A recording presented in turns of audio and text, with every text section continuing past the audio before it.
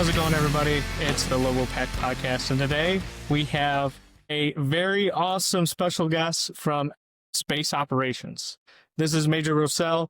He graduated in December of 2010 and then began his career in the Army National Guard before going into FA. But, sir, it's an honor to have you on the podcast, and welcome back to the battalion. Thanks for having me. Yeah, no problem. But, starting off, you're from New Mexico. Can you tell us a little bit about what it was like growing up in Edgewood and then, coming out to UNM? Sure. Yeah. As we were talking earlier in the East Mountains, it was like one of those areas where you're like, there's nothing to do growing up. So you're like, I want to get out of here. I want to get out and do something different, And so I actually joined, looking back, I should say, I had a pretty great childhood growing up out there. There's a lot of outdoor stuff to do. Basically, you can go up into the mountains. Did you into hunting and stuff like that growing up, or kind of scouts or anything like that? You could shoot deer in your backyard kind of area. We have a bit of property out there, so we'd get deer, and sometimes we get bears and bobcats and mountain lions and stuff on our property. But for the most part, it was just we never really went hunting, but we had a lot of space to kind of shoot guns and play paintball and play King of the Hill and all that in the mountains and stuff like that. So I always had an interest in joining the military as a kid. But did your parents or anybody, sir? No, I had an uncle. He actually did 3 tours in Vietnam, and he actually passed on the takeoff roll coming back from his 3rd tour in Vietnam. So, and then his little brother was also a Vietnam vet, and he was released after his older brother had passed. So I had those 2 uncles, and then I also had another uncle. He worked on nuclear submarines in the Navy. My mom's brother, my mom's side, and he also worked here at the University of New Mexico in the nuclear engineering department. He was kind of always my hero, and that's kind of where I kind of started my career, was kind of trying to follow in his footsteps. So, long story short, at 17, I was like, I want to get out of here. I want to do something with my life. I want to go to college. I had some crazy stuff happen, which is typical for New Mexico, and I got behind in, public school, and I was like, you know what, I'm just gonna join the Army. So I joined the Army actually at 17, New Mexico Army National Guard, with an intent to go active duty eventually, but I joined under the college first option. I had a GED, but I wanted to go to college. And I enlisted as a CBRN specialist, and I did that because I wanted to study nuclear engineering here at UNM. And it gave you military arts credits, like 24 credit hours toward that degree program. So I actually had to wait a little while to go to the basic training. So I actually did a 1 semester when I was 17 years old with the UNM Army ROTC. Oh, really? Okay. Yeah, so nice. It was a pretty small group at that time. We were still wearing BDUs. We hadn't even transitioned to ACUs yet. Oh, wow. Camo. And I was young, really young compared to everybody, but I wanted to do it. I actually did the semester through CNM. So I was an MS1 January of 07 to June of 07. And I was going to basic training that summer. So, I figured it might help prep me to go to basic training. And it did. It was great. And I did that in combination with the recruit sustainment program with the New Mexico Guard. After I returned from basic training, How was that first initial experience of basic training? Because was it like a OSIT where you went to basic at Fort Leonard Wood and then also started doing, you call it your CBRN training? I don't believe it's somewhere else. OSIT training. Okay. I believe it can be you can go to basic in Fort Leonard Wood, and things might have changed because I actually went to basic training at Fort Knox. Oh, okay. Back when it was a BCT, School of Hard Knocks, as they called it. It was it sucked going through it, but coming out the other side, you look back and you're like, wow, man, it made me better. It was a phenomenal experience. I never want to do it again, but I learned a lot about myself, and it made me better. I felt stronger, obviously, than ever. But then I went to AIT in Fort Leonard Wood for CBRN, and that was a fairly tough school, you know. I mean, working with weapons of mass destruction is a difficult thing. It's probably the last kind of warfare we'd ever want to get involved with. Yeah, because what are they teaching you while you're there? There was another Seaburn lieutenant that was in my battalion that I would talk to about his training he got, which was super cool. But like, what are you doing with the nuclear?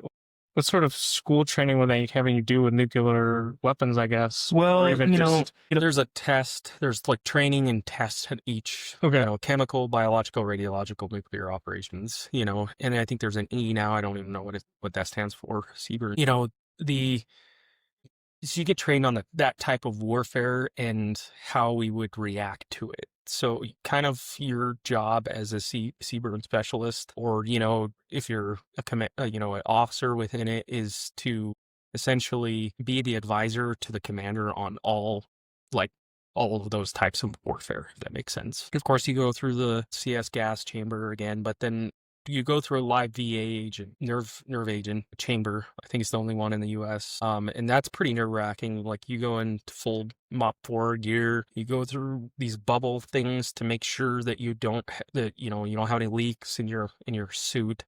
And then you go into this big chamber, and there's a bunch of different chambers in there. And so you have to go in there, you have to identify the location, but also the type of agent. And I think I called it wrong earlier. It's VX. And I'm not a specialist anymore. It's been so long, but so I might misspeak on some of it. But and then you have to decontaminate it. And then they give you those little like vaccine type things that you inject into your leg if you do, for whatever reason, come in contact with it. And then you have to pass that phase in order to pass the training.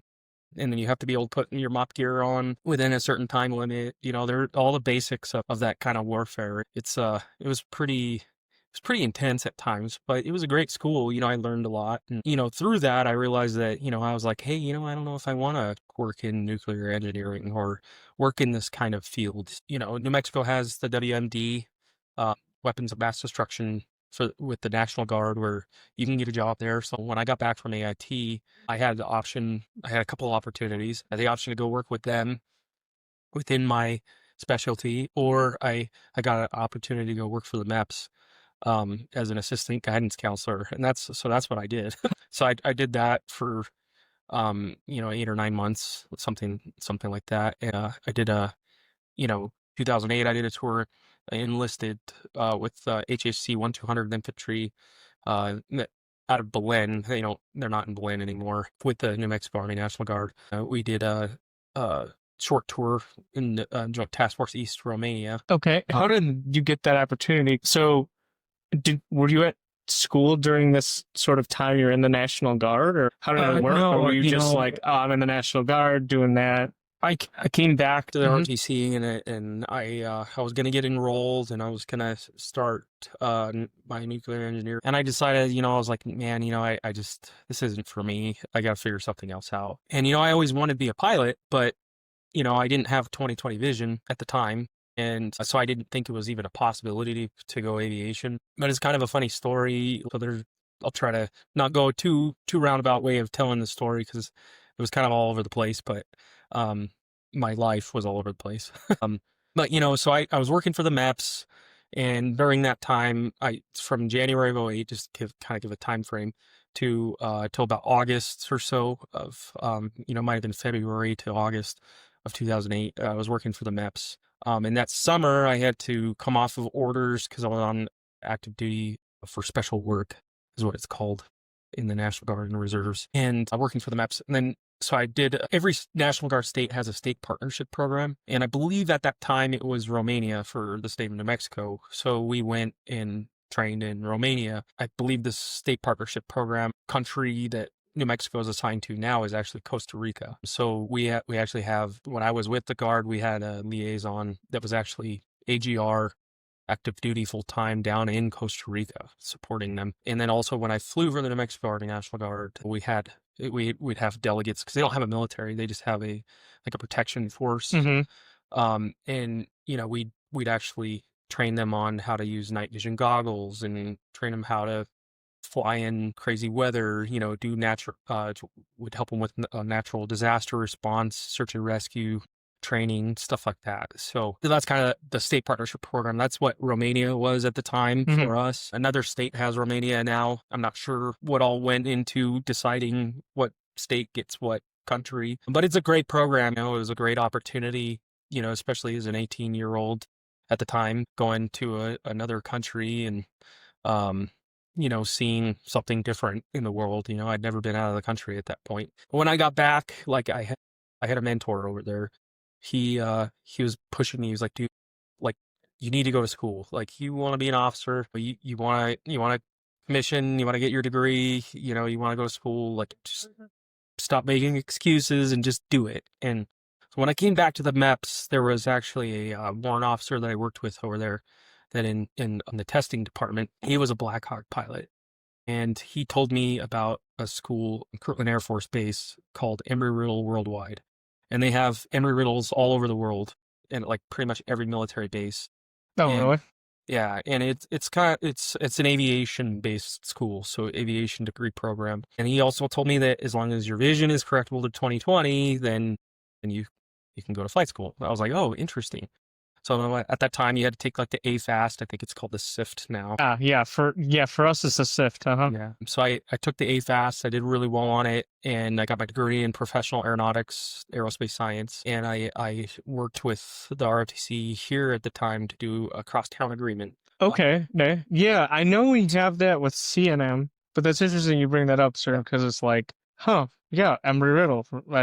Now that I know that now, I probably go see who's over there and stuff like that. I don't know the director over there anymore, but it's a great school. They have a couple locations, campuses. One's off of base, and then one is on base. And so I was in the Guard. It was easy for me. I ended up contracting as an SMP, and so I did my SMP time with Alpha Company 1/200th Infantry up in Rio Rancho.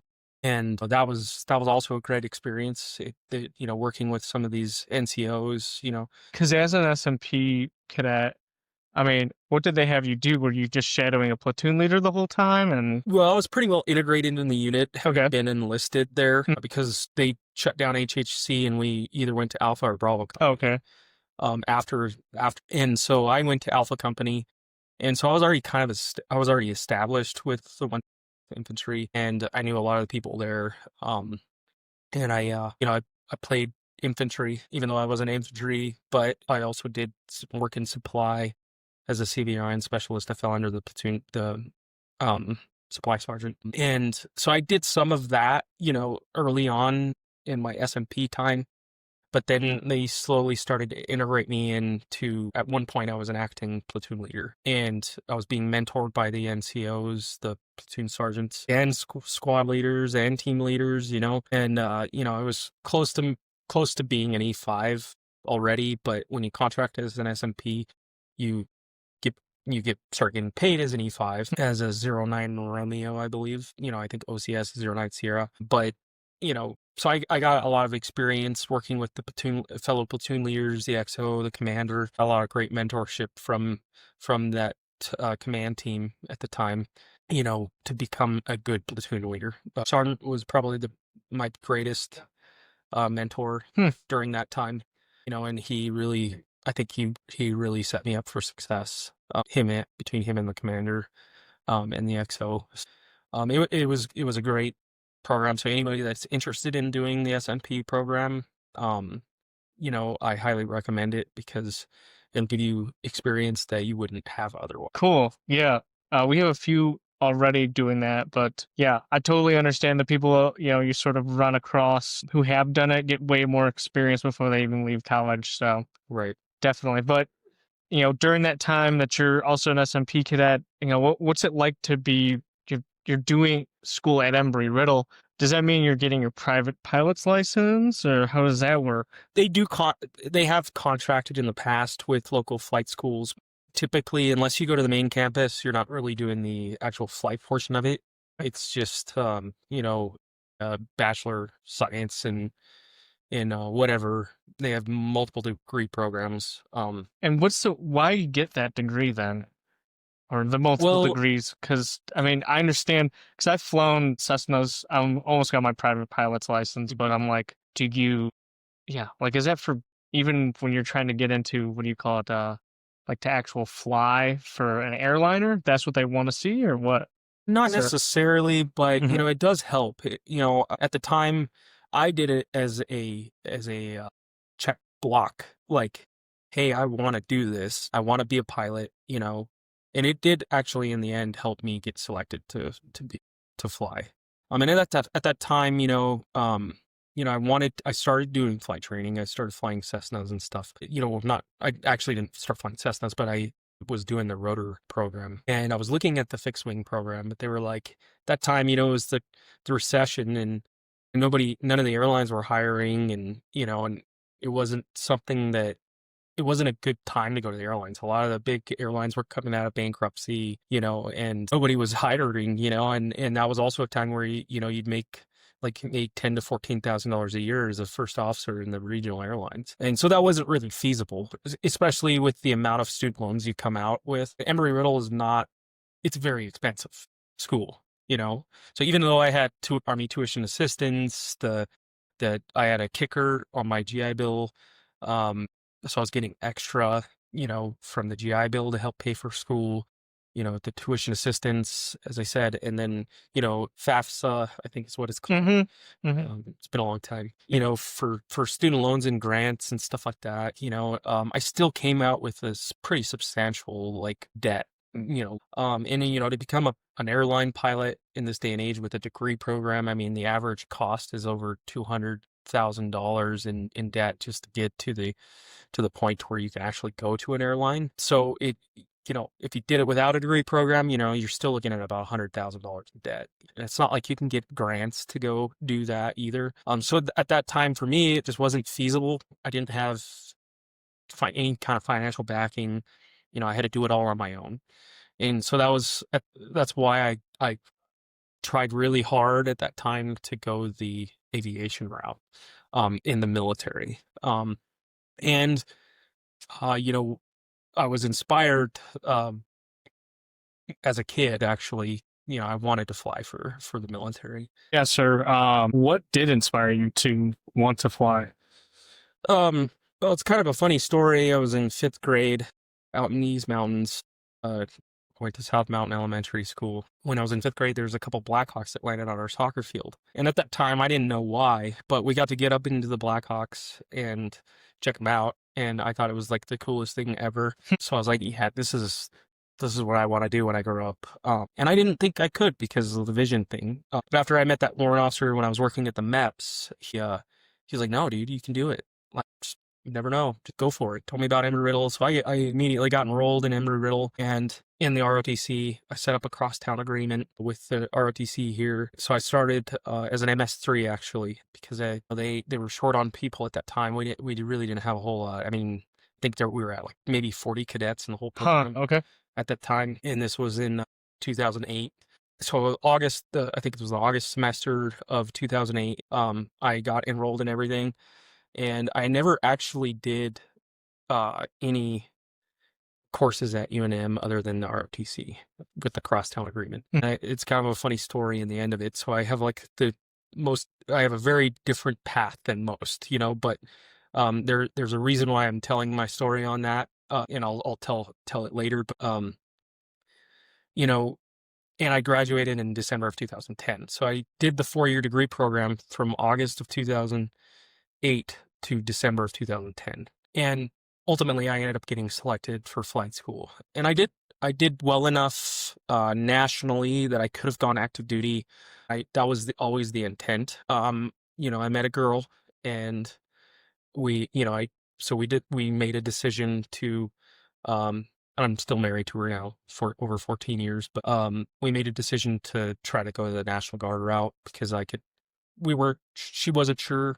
I wasn't sure if we were going to like it on active duty. We figured if we went Guard, we could always go active duty eventually. So I applied to the New Mexico Guard, and ultimately having that degree and my scores, and through the interview, they do a selection board there. Through that selection board, I was able to get selected to go to flight school. And then It took a long time to go to flight school, so I drilled with them without being qualified for about 11 months after I commissioned. And I actually came on here as a Gold Bar recruiter during that time while I waited. And that was a great experience. Who was in charge back then while you were like, as far as, your BC or who you were working with recruiting wise? It was Lieutenant Colonel retired Eric Savini. Okay. So he was also my PMS, and he retired, and he became the RU is what it's called, right? Here, and he did that for a very long time before he retired, not long ago, as a civilian. But he was probably one of my greatest mentors at that time, and he did a lot for me. He set me up for success. He was hard on me, might be part of why I don't have hair anymore. No, no, he was a phenomenal mentor to so many of us throughout really well over a decade for tons of us. And, by the time he left as the PMS, which I think we were my class was his last class and, he continued on mentoring people and taking care of people. Those are some fond memories that most of us have. It's like working with him and learning from him, like he really set us up for success. And by that time in 2010, I think we were well over 100 cadets. So he really built this. Oh, wow. That's crazy. Yeah, I went from very small from when I first started to just a pretty massive ROTC program, which was great, It gave us a lot more work, especially as MS4s, because I think there were 7 of us as MS4s, and we had like 150 cadets that we were having to deal with. So it was pretty different. And it's kind of funny because there was probably like the MS4 class before us. I think there was probably over 20, and then the MS2 class behind us when we were MS3s, they were probably around 20 as well. So we were a pretty small class, graduating class, that is. But, so when I came here, did the Gold Bottle recruiting, then I went to flight school, which we all know is not very short. It's like 14 to 18 months. Oh, really? And where's that at, sir? That's at Fort Rucker. I think it's called Fort Rucker now again. In Alabama? Yeah, Fort Novacell, one of the two. I don't know what it's called anymore, but Alabama, yeah. Home of Army Aviation. It's, 14 to 18 months. And so, you have to go through, aviation bullock, and then SEER school, Dunker heats, all of that training. What did you say, Dunker? What? Dunker, it's it's the water. Oh, okay, got you. Okay. Really take you into the water, flip you upside down, and you have to figure out how to get out of the aircraft, like in the water. Right? So you go through SEER, survival, evasion, resistance, escape, level C school, and then you go into your like primary flight training, basic warfighter skills, and then flight school 21 is your advanced airframe. When do you get the opportunity? You do basic flight school, like you said, and then is that all on one type of an airframe before you get selected to do other airframes, or how does that work, sir? It is. So you fly. At that time, we were flying the TH-67. That's been retired. They went to Lakota, and then I think they're on a trial basis. They're using another type of aircraft. I don't know what it is. For the primary flight training, it's kind of like getting your private pilot. It's kind of that equivalency, and you can fill out like a form when you go to flight school with the local FAA center, and when you graduate flight school, you can get your commercial instrument helicopter civilian FAA certificate. But so primary flight training is like getting your private pilot, and then you go through instruments, so it's like getting your instrument add-on, right? And then basic warfighter skills, that's like basic warfighter tactics, flying a military aircraft. And then flight school 21, it is actually, they're all of the aircraft, I think now, between the Black Hawk, the Apache, and the Chinook, I think those are the only 3 options now. Like in flight school, not 100% on that, but they're all type ratings. So you also get a type rating, civilian type rating on that, because they all weigh over 12,000 pounds. So that's your advanced training, and that's where you learn to fly that aircraft. But for that selection, if you're National Guard or Reserve, you already know what airframe you're going into based off the unit you were selected. So I knew I was going to fly medevac, and knew I was going to fly the Black Hawk because I had a slot with the New Mexico Guard. Active duty, guys, it's an OML.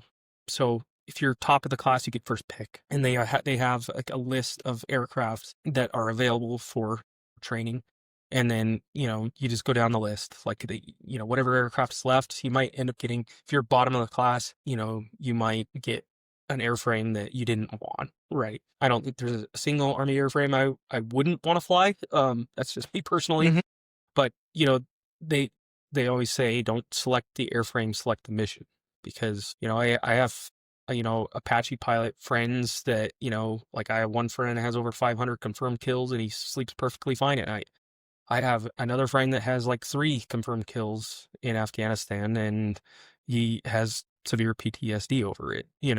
So, it's not, attack helicopters is not for everyone. If you feel like you're more suited for like saving lives, then go medevac or, you know, transport, heavy lift, with either the Chinook or the Blackhawk. So there's a lot of different paths you can take in Army aviation, and then there's a lot of different specialties you can get into as well. Typically, O grades don't do, they're called, I forget what they're called now, but anyway, you have like instructor pilot, maintenance test pilot, TAC ops, LC, all these specialties that mostly the warrant officers go into, but that doesn't mean that O grades can't. It's typically that they don't, because you're, obviously you're a soldier first, then a leader, then a pilot. So which is why the warrant officers exist, because they are supposed to be the specialists and they go into those fields that and as O grades we're the leaders, the platoon leaders, the XOs, the commanders, etc. And we're pilots. It's a big responsibility, being that leader and then also having to be a technical expert in flying an aircraft, and eventually being a pilot in command and air mission commander, etc. So you wear a lot of different hats in Army aviation. It's not as simple as one might think. But, that order of merit list at flight school, and then that's basically how that works for selection. And then you might get lucky and get a C-12 slot if that's what you want to do fixed wing wise. And how many are though? Like, there's got to be only a handful, right, sir? I don't know how many there are. Okay. Quite a few. In the National Guard and the reserves, there's C-12s as well. Active duty has them. Typically they'll do MI. So a lot of pilots will go to like MI, triple C, and fly to C-12 because they do ISR. And okay. Like that. So, and they do VIP transport, stuff like that. Interesting. Okay. Yeah. And all of your flight training is at Rocker. Correct. I don't know. Okay. And you found out what flight, or you knew what airfare we were going to get. You've gone through instrument. What else do they train there? You were sort of talking about the different specialties you can go into, but for a UH medevac pilot, like, because I understand that out here they also have a school for the Air Force for training life-saving or things like that. They have the PJs out here. Because my friend flies a Pavlo here. It's what he's getting trained on right now through the Air Force. So I wasn't sure if there's similarities. Yeah, and that's their like equivalency training to Flight School 21. So they actually go to Fort Rucker for their primary flight training as well. And I believe I don't know if they're still doing it, but they were at the time when I was there. They were flying the Huey, which they acquired from the Army when we got rid of the Hueys, and then they beefed them up, made them nicer. But so they do their primary flight training there, and then for rotary, that is, they actually go through fixed wing training first, and then if the Army is the only branch of service that actually does all their flight training from 0 to hero in rotary wing. All the other services, they do it in fixed wing first, and then you go off to rotor. Oh, really? Okay. Yeah. That's interesting. What's the differences you felt? Because now that you fly, for Delta and things like that, fixed wing versus rotary wing, the different types of flying styles, like, does it feel different as far as flying the helicopter? Yeah, I mean, absolutely. Yes and no. Flying helicopters, I mean, obviously the takeoffs and landings are very different. Can be very different. You can do roll-on landings in a Blackhawk, and it's kind of similar to flying an airplane. The only difference is, like, you screw it up, you can stop and come to a hover, a fixed wing, really flying straight and level, unless you have an autopilot, it's really not that much different. Okay. You still have to maintain altitude, airspeed, your altitude and airspeed, etc. But, flying instruments in a helicopter versus a fixed wing is really not that much different. It's just the fundamentals of how they fly is different. And, the takeoffs and landings and the things that are working against you are quite different, but similar, It's very similar. I love flying both. I haven't flown the Black Hawk in a long time, or helicopter in general in a long Hmm. time. But I think they're both a lot of fun, and I enjoy it because I'm passionate about it. But it's one of those career fields where like I believe that you should be passionate about it because you can make good money and you can have a great quality of life, etc. Especially on the civilian side. But you know, it's still one of those careers where it's a lifetime of education. You have to continue learning. Every time you go fly, you learn something new. And obviously flying in the military is a lot more dangerous. There's potential to be shot at, or, like my first search and rescue was at 10 o'clock at night under night vision goggles, hovering a helicopter at 100, 10 feet away from a cliff face while we're lowering a medic down to a pinnacle, like 100 feet down because we couldn't get any lower, and we had 35 knot winds coming around the cliff face. So it was pretty intense and dangerous too, And it takes a long time to be able to get to that point. I was a fairly senior first lieutenant by the time I even let me do a rescue. Oh, really? Absolutely. Because you have to go, you get back from flight school and you're a basic pilot, you're lucky if you have 140 hours of flight time, really.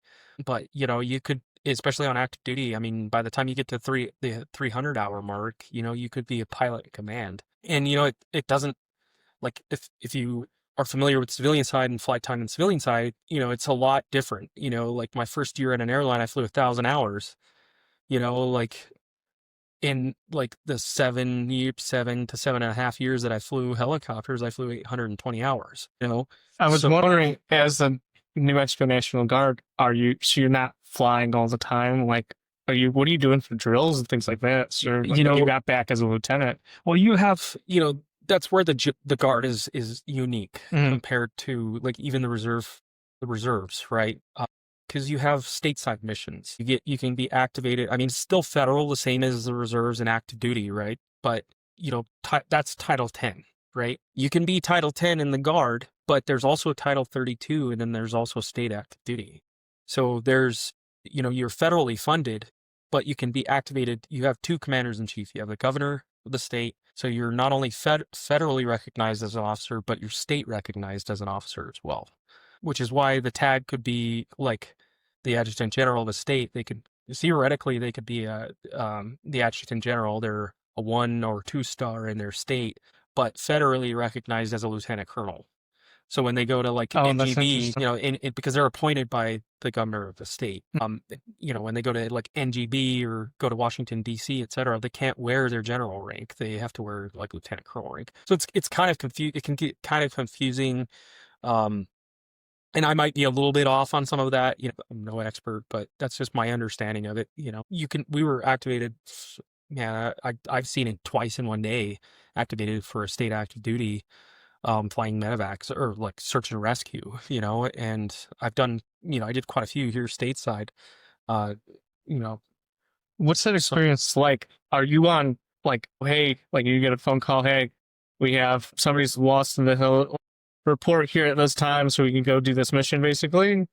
What is that experience like, sir? yeah, I mean, there's like you typically sometimes depending on how they're operating, I don't know how they're doing it now, but back then when I was doing it, you'd have a group of pilots that you knew that were available that are on call that you Mhm. call up to, hey, are you available to do a state active duty? Sure, I'll drive up to Santa Fe because hardly any of us lived in Santa Fe. Most of us lived here in Albuquerque. So we drive up to Santa Fe, get the aircraft ready, and then we go fly the mission. Hmm. We get the details, we plan our flight, do our performance planning and mission planning, and then we brief it and then lift off. And I mean, you could get off like you get good enough to where you can be off the ground in like 5 minutes, 5 to 10 minutes, flying medevac especially. So you get off the ground, you go fly to wherever that is, and if it's a search and rescue, it might be like I think the longest I've flown in a day on a search and rescue, and we still never found the person was like it was like 8 hours. We had to go back and like refuel at a local airport multiple times, and it was a long day. And but like I mean, it could be on holidays. Like I did a rescue on Christmas Day one year. There was 8 people and 2 dogs. 2 of the people were mountain rescue.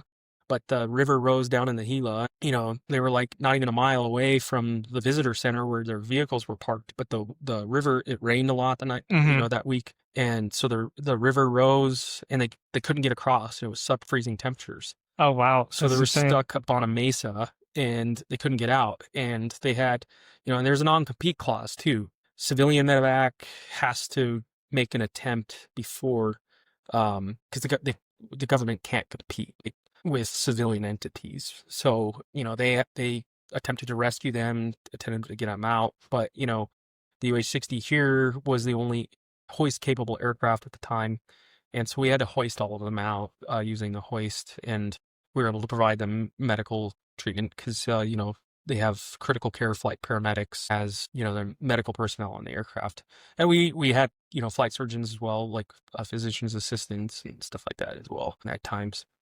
But we airlift them out, and I landed on Johnson Field many times to get patients to UNMH. So it's rewarding. It's very rewarding. But I've done everything from water bucket firefighting, stateside National Guard. Oh really? So To, you're dropping yep, the action. And absolutely. do they give you that training when you're going through the flight school pipeline, or how did you? Oh, there's a commander's task list. Okay. So every unit is a little bit unique in what their mission set is, and they train to that. And for us, it was quite a few other things other than just medevac, because that's what makes the National Guard unique. Mm-hmm. And, they're on a frequent deployment cycle, typically 2 to 4 years you're deploying, whether it's Afghanistan. I think that unit has a very historical significance. Say they were in Vietnam as a National Guard unit, flying Hueys, Desert Storm, Desert Shield, multiple deployments to Afghanistan, Iraq, back-to-back deployments to Kosovo, lots and lots of deployments throughout their long history, dating back to Vietnam War era. But in addition to deploying to in getting attached to an active duty unit, and that's typically what happens. You get attached to like the 101st or 82nd or whatever, right? Then you fly medevac for them. And it's the same thing with like Chinook units. There's not many Apache units in the Guard anymore. They kind of realigned that. A few states that have Apache units now. Stateside medevac, I mean, that's a big deal, especially like Colorado, New Mexico, Arizona, California, Washington, Oregon, a lot of the states where there's like wildfires. Typically, you'll see National Guard out there dropping water buckets on fires, doing state search and rescues, high mountain pinnacle hoist rescues stateside. And that's what makes the Guard unique, is that we're able to do things stateside. I've even done counter drug support, drug interdiction on the border. I got the sling-loaded dinosaur skull up south of Farmington, and Wow. on display at the New Mexico Museum of Natural History. There was 3 of them, the Pentaceratops. So you get to do some really unique things in the National Guard that you wouldn't be able to do in the reserves or active duty necessarily. And then any kind of natural disaster response, like the New Mexico Guard has been activated they were activated during Katrina, like hurricane response, stuff like that. So, the floods over the last year or two down south, like the Guard was, Some of our lieutenants, one of them had graduated and then boom, had gotten orders to go do that. So the turnaround time is, pretty insane, but really awesome that, as a lieutenant, you could immediately just start working and doing your job. So that's why we're ingraining it into them, like right now, hey, you're on college time right now, but as soon as you graduate, and if you go to National Guard, they can call you, and there's some serious missions where you're actually making a difference in your community, absolutely saving people's lives and things like that. So that's been cool. Absolutely. And, there's been a, I guess for lack of better words, stigma on like a reserve component, reserve component goes to all the same schools as active duty, and there's some additional, like I think the RTI up here, they run a BLC, basic leader course for enlisted, 88 Mike MOS qualification, so the Guard is very unique. But one thing I will say with the Guard is it can be very limiting as far as promotion opportunity for officers and enlisted, because there's slot vacancy promotions. So if they don't have the slot, you're not getting promoted. I had E5s that had been in the National Guard for like 12, 13 years. On active duty, they would have Mm. already been an E7 at least. Mm. But they were some of the best maintainers, crew chiefs, maintainers, and workers you possibly hope for, to be maintaining your aircraft for you.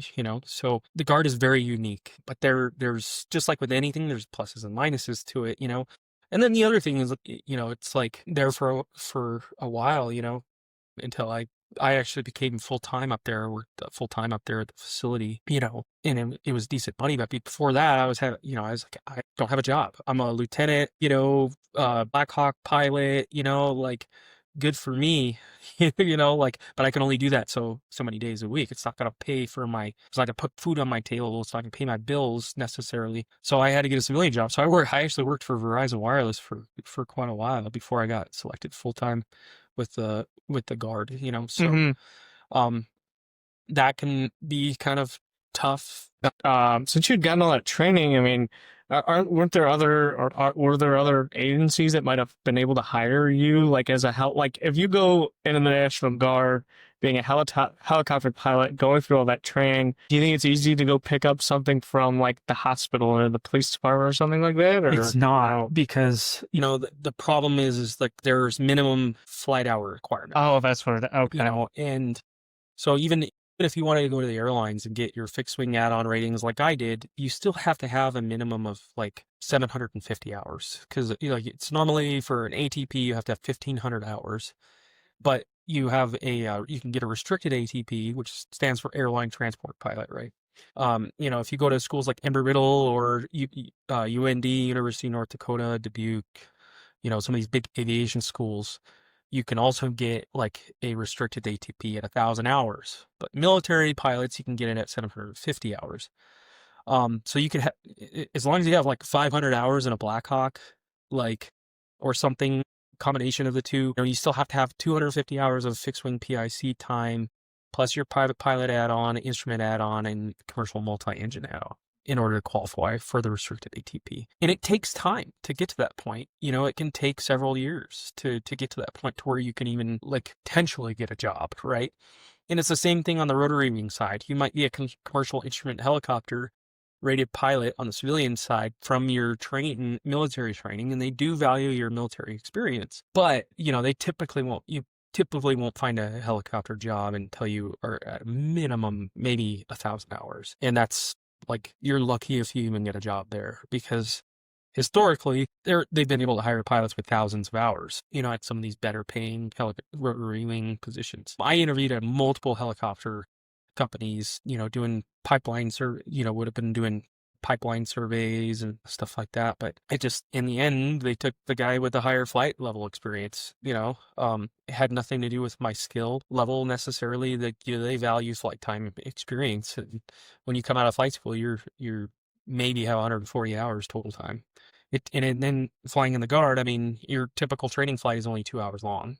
So if you do like a dual training period, because you get an additional 72 4-hour periods a year in addition to your 48 like military unit training assemblies that you get paid for your 1 week in a month, it equates to 48, 4 per weekend essentially. And then you get an additional 72 to maintain your flight time experience, because you still have the same flight minimums as you do on active duty. So you still have to maintain flight time. So you got, it's a bigger commitment than just a traditional guardsman. You still have to go in, 2-3 times a month to maintain your flight minimums. But, if you're only getting 2 hours for each of those periods, and you're, 96 hours is like your annual flight minimums. If you're only getting 96 hours a year and you need to get it to 1,000 hours to get a job, I mean, you're still looking at like, 9 years before you can get to that point, right? I was pretty aggressive. I flew a lot for O grade. So the fact that I flew 820 hours in like a little over 7 years, and that period of time included flight school, it really, I flew a lot for that period of time, but, even still, I barely met their minimum requirements to go to the airlines. I also had a thought of going active duty for the security of it. But that is also, that can be tough on your family, especially if you have small children or whatever, so your priorities change. They always used to say, have a 5-year plan. And I've had a 5-year plan every 5 years. And everything turns out completely different, and I feel completely different than I did 5 years prior. So, I kind of gave up on the 5-year plan. I have short-term and then I have long-term goals. But, you never know how things are going to be. Like industry, civilian side, like career-wise, like you don't know how it's going to be. Military, like opportunity-wise, you don't know how it's going to be. Is it a time of war or not? Is it peacetime? There's obviously going to be a lot more opportunities during a time of war. And then depending on the job that you select could make a difference on how far you make it in your career as well. So sometimes it's about timing and luck.